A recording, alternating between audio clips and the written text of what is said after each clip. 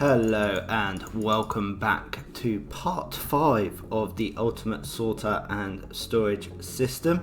Behind me you can see the result of parts 1 to 4, and last episode we built this part, which is a shulker sorter and unstackable sorter. So if you didn't see that, what we do is we get all of our items that we place into our input chest here, and it will automatically sort them out, work out what's shulkers, what's not, and then unload the unstackable items into this chest and the stackable into this one. And it's not affected by sort of eggs or ender pearls. It will literally only sort or take out the unstackable items. So on today's episode we will be looking at a number of different elevators that we can use, both dropper and water elevators, and seeing what would be best suited for this design. If you're doing this yourself and you want some other ideas or other contraptions, then there will be a world download in the description down below, so you can grab that and take a look at the various item elevators in this world without having to find a tutorial. So today we are going to be focusing on this part of our world. This is where we have the various item elevators and item distribution systems available. There are more, but these are just some of the highlights that I've got. So what we want to do is work out what's going to be best suited and whether we're going to need it. So I'm just going to give you a little run through of each sort of section, so to speak. So here we've got our dropper elevators, which use the observers to instigate the items being raised up. So we've got different redstone mechanisms at the bottom for items being detected in the chest. These could apply to different scenarios depending on your need or requirements. Then over here we have sort of a slightly older style of red torch dropper elevator. In my opinion, it works just as well as these observers, especially if you only need it at hopper speed. All of these will work at faster than hopper speed because of the observer, but your input needs to be quicker, so you would need sort of a water stream running across or running into multiple hoppers going into this bottom dropper. This one here is a tileable version that will instigate the item elevator, so good way of getting multiple items into your system very quickly. So over here we have our water elevators with our droppers facing up. Again, we've got different redstone contraptions here. If you've got a water item input, sometimes it's just easier to take it straight onto the soul sand, and then that can get shot up rather than putting it into a dispenser and then that having to be pushed up. And then over here we have splitters, so we can separate items into 2 or even 4 different input streams. So if we put in a chest up here, it will go into this chest, which will then split it, and then it will come down into these chests and split it again. I've just got the shulker boxes here as the output indicators, and then this one here and that one over there are based on a cub fan design, and these are basically inputs with a buffer. So I think on his current Hermitcraft world he's using this as a buffer, and then once it gets sort of full, or when it sort of starts indicating, he can then flick a switch and get all those items flowing out again into his system. This one over here is more for input, but we could amalgamate the two together. So don't forget, this will be a world download, so you can go into the world and have a look at these yourselves and also see how they're designed and put together, because we're not doing a tutorial of every single one of these today. It's just going to be one to go with our ultimate storage and item sorting system. So I've had a good think about how we're going to do this. So we're going to run our hopper line out and then into a dropper elevator here, and then that's going to go into a input line which will have this buffer system here where we can distribute the items quickly, and then we're going to have the indicator. So when we're here, we can see above, right, okay, it's like full or it's 3/4 full, and then that will also mean that we can have farming items or anything else that we've got automatically coming into the system.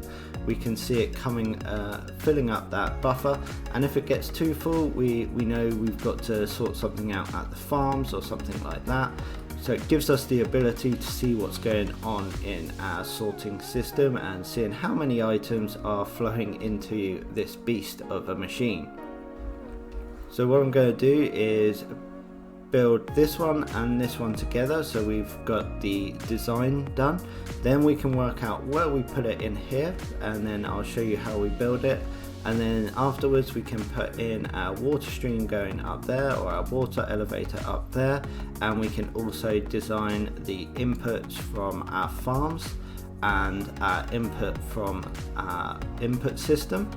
And then once we've done that, we can see how many items are coming through the system, if it's getting backed up, and in a real survival world, would we need to do anything in our farms to sort of help that system along. I've now managed to amalgamate this design and this design so that we get a joint module where we get the indicator lights for how many items we've got backing up, but then we've also got the dispenser, so all the items will come in through this water stream onto these hoppers, and as soon as they can go in, they will just drop into those hoppers, which will then feed into each one of those barrels as they get filled up. And then once they go in, then they'll come, the comparator will take a reading off of the dispenser, and then that will start shooting the items out again. So I've decided to put this design in here, so it's just going to sit back, and then I'll be able to see the indicator lights up here. So this is sort of the base that we're going to start with. So we'll have a note block for each one of the dispensers, like so, with a observer pointing down into each of those note blocks, and then those will go into stone bricks, which will then in turn send the redstone through to our droppers. Now underneath that, we're going to have our packed ice for sort of expedition of the items. And where this packed ice is, this can go up here, so we'll bring that along to there, and then we'll get our soul sand and a water elevator there momentarily. So then you want to come round the back here, and you want to get some temporary blocks and come out 4. Break those three observers into each other, and like so, into that note block. There, and one more, like so, and then we can break this block here. So then what we want to do is put a temporary block on top of this one and face observers like so, and then on top of that we're going to place, break that temporary block, and then come up and break that one, and then we're going to place sticky pistons all along above these. So then what will happen is when the sticky piston gets a redstone or gets powered, it's going to push down the observer, which will start a fast clock on the note, which will then dispense the items. So then what we want to do is take a reading off of each of these droppers,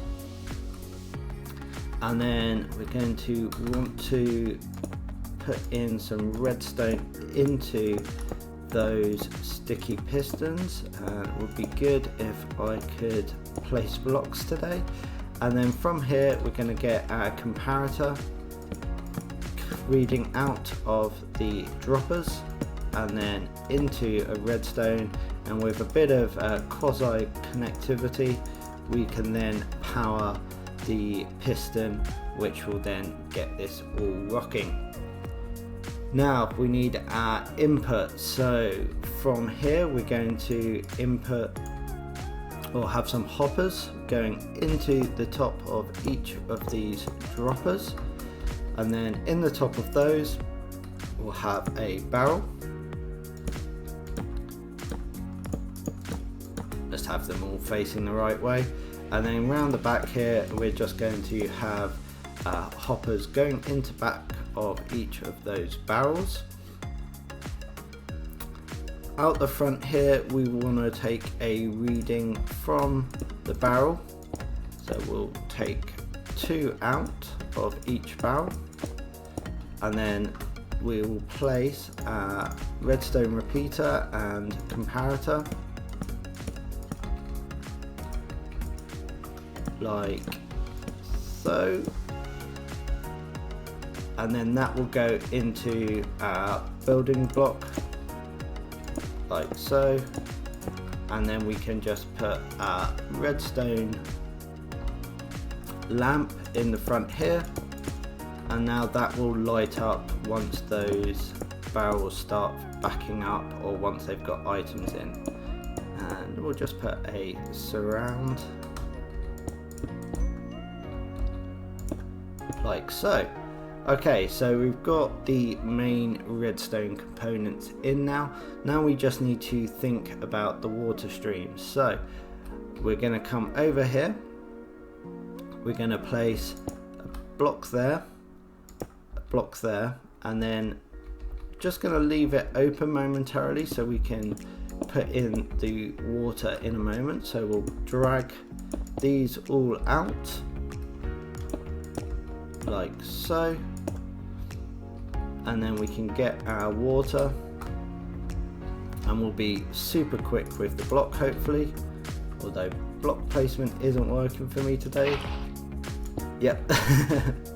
There we go, and now we have our water running out into our what will be our water elevator. So then on the top we need to do the same thing, but what we'll need to do is get the items coming in from this direction, from our farm, so we can have that coming in however we like, but we'll just do this on this side, and then come out. And one of the tricks I like to use if I'm not 100% sure where the water will reach is come to where you want it to end. Right, okay, so it finishes there, so what we can do is just get rid of that one, and then we can place our water there, and then we know that is going to run all the way to the end, and then we're just going to put a sign there, and there we go. We can now have all of our items running in, although it would be better if we used packed ice, wouldn't it? So there we go, we have our packed ice in. I've also put in some of our sea pickles, so 2 on each, just to align the items, and then those will go into our storage system. So this can come from your farms or an industrial district or wherever it may be, and then that will load it into the system. So over here we have our water in, so what I think I'll do is put a sign there, and then we'll have a fresh water coming in here to go all the way up to our item sorting system over here. So what we're going to do is we're going to place our dirt down here, so that's where we'll grow our kelp. So if you haven't seen this trick before, it definitely works a treat. So we're going to bring up our glass wherever we need to, so we can see the items flowing up, and we'll come up there and then into the bottom of our water input for our mass storage.